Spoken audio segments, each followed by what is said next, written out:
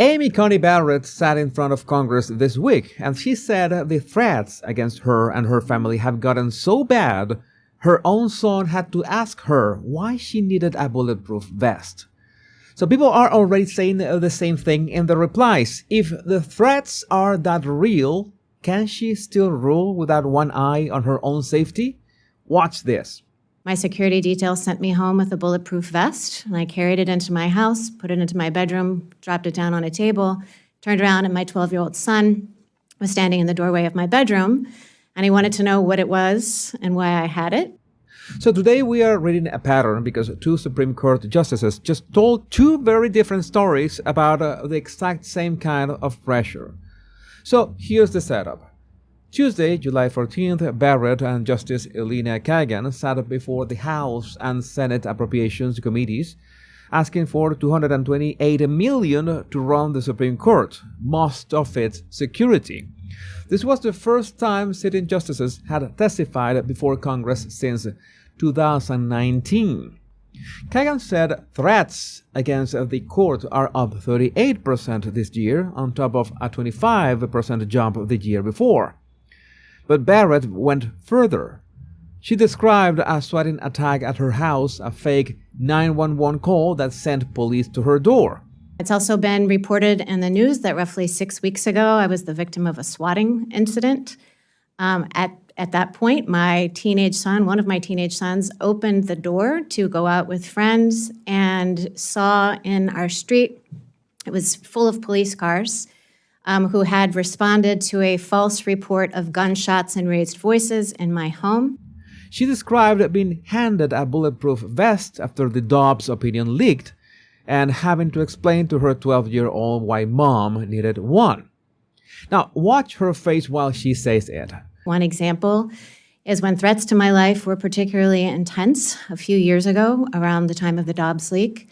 My security detail sent me home with a bulletproof vest, and I carried it into my house, put it into my bedroom, dropped it down on a table, turned around, and my 12-year-old son was standing in the doorway of my bedroom, and he wanted to know what it was and why I had it, and I didn't know how to respond because maybe I lack imagination, but I didn't expect that performing this service was going to put me in the position of explaining to my children what a bulletproof vest was and why I had to wear one. That is a woman describing something that actually scared her, and it reads as genuine because the physiology matches the words.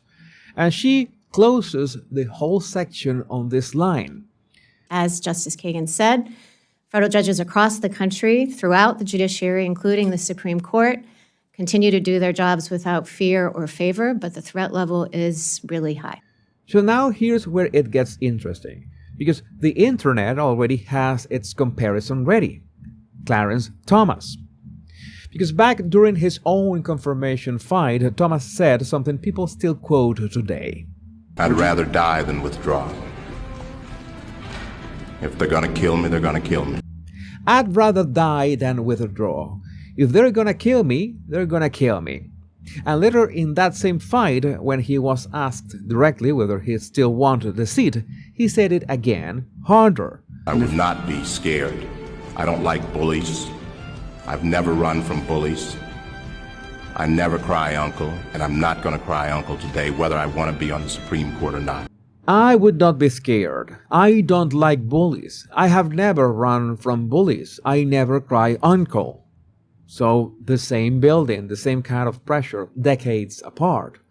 Two completely different public postures. One admits the fear out loud, the other refuses to admit it exists at all. And that contrast is exactly what's fueling the she-folded narrative in the comments right now. But hold on, because here's the part almost nobody in those replies actually checked. If Barrett's fear is compromising her rulings, you'd expect to see it in the rulings. So let's look. 13 months before this testimony, Barrett wrote the majority opinion in a case called Trump versus Casa, and she sided with the conservative bloc, limiting how much power federal judges have to block a president's executive orders nationwide. That is a win for Trump, written by Barrett herself. Then, this past June 30th, The court ruled on the actual constitutional question inside that same fight, birthright citizenship itself, and this time Barrett crossed over. So she joined Chief Justice Roberts and the court's 3 liberals, 6-3, striking down the executive order. Thomas, Alito, and Gorsuch dissented.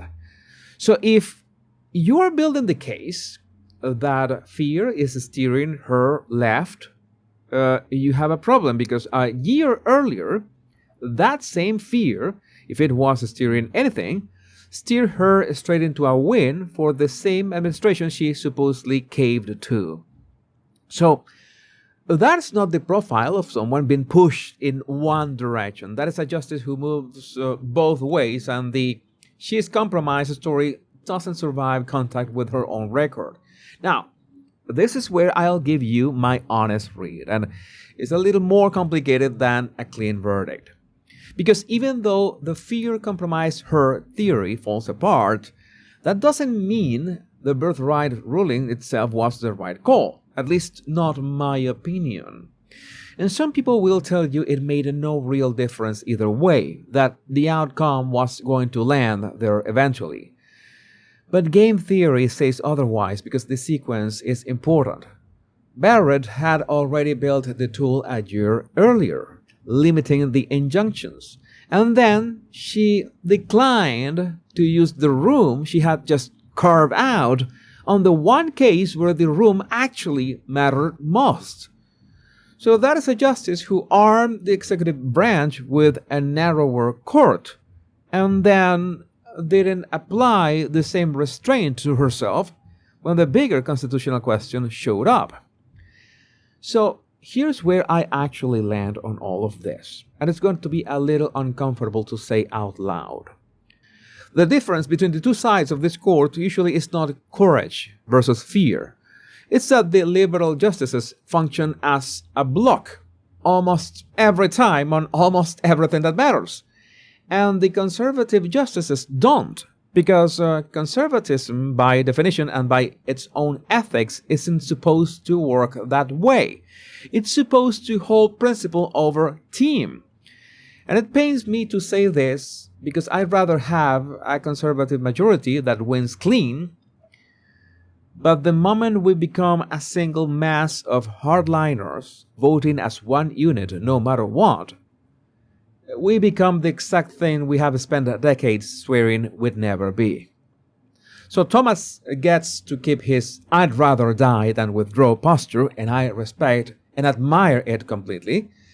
But Barrett gets my honest verdict too. Still, I think she chickened out with the birthright thing.